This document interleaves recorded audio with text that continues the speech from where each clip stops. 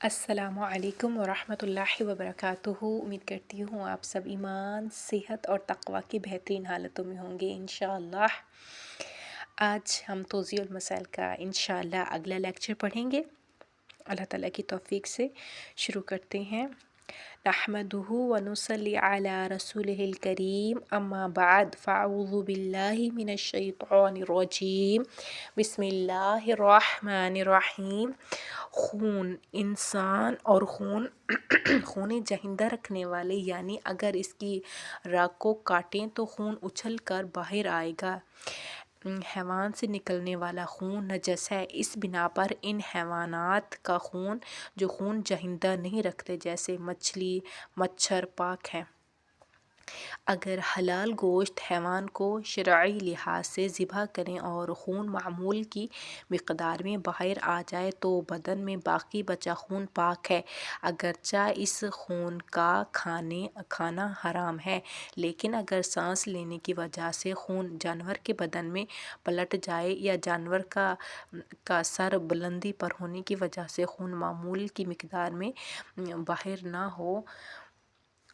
نہ آئے تو وہ خون نجس ہے، اور احتیاط مستحب کی بنا پر حلال گوشت حیوان کے حرام اجزاء میں بچے ہوئے خون سے پرہیز کریں۔ اسی طرح حلال گوشت وحشی جانور جو شرعی طریقے سے شکاری آلات کے ذریعے شکار کیا جاتا ہے، ان کا خون معمول کی مقدار بہنے کے بعد جو باقی بچتا ہے پاک ہے۔ ذبح ہوئے جانور کے بچے ہوئے خون کے بارے میں اگر شک ہو کہ یہ پاک ہے یا نجس تو پاک کا حکم رکھے گا، مگر یہ کہ اس جانور کا حکم ایسے جانور میں سے ہو جسے شرعی لحاظ سے ذبح نہ کیا گیا ہو، اگرچہ اس بات سے ہو کہ اگرچہ وجہ ہو کہ خون معمولی کی مقدار جانور کے بدن سے خارج نہ ہوا ہو۔ مرغی کے انڈے میں جو خون ہوتا ہے نجس نہیں ہے، لیکن اس خون کا کھانا حرام ہے، بس اگر خون کے ذرے کو نکال دیں تو بقیہ انڈا کھانے میں کوئی حرج نہیں ہے۔ اگرچہ احتیاط مستحب یہ ہے کہ جس انڈے کی زردی میں خون ہے اس کو کھانے سے پرہیز کیا جائے۔ وہ خون جو دودھ دہتے وقت نظر آئے نجس ہے اور دودھ کو بھی نجس کرتا ہے، اگرچہ دہے ہوئے دودھ کو دوہی مقدار ایک کر کے برابر ہو اور اس کے مانند ہو۔ وہ خون جو دانتوں کے ریخوں سے آتا ہے اگر لعاب دہن سے مخلوط ہونے سے ختم ہو جائے تو اس لعاب سے پرہیز کرنا لازمی نہیں ہے۔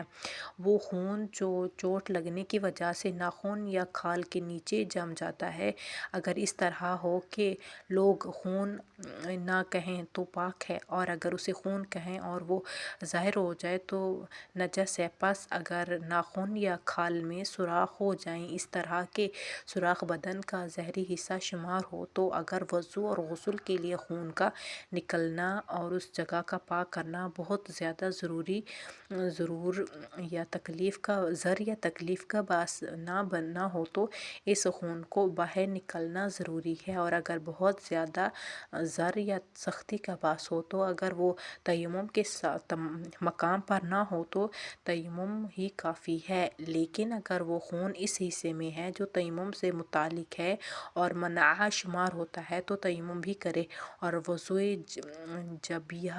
جبیرہ بھی کرے۔ اس مطلب کی وضاحت وضوء جبیرہ کی بحث میں آئے گی۔ اگر انسان کو معلوم نہ ہو کہ کھال کے نیچے خون جم گیا یا چوٹ لگنے کی وجہ سے گوشت نے ایسی حالت اختیار کر لی ہے تو پاک ہے۔ اگر کھانا ابلتے وقت خون کا ایک ذرہ اس میں گر جائے تو پورا کھانا اور برتن بھی نجس ہو جائے گا، اور احتیاط لازم کی بنا پر ابلنا حرارت اور آگ پاک کرنے والی نہیں ہے۔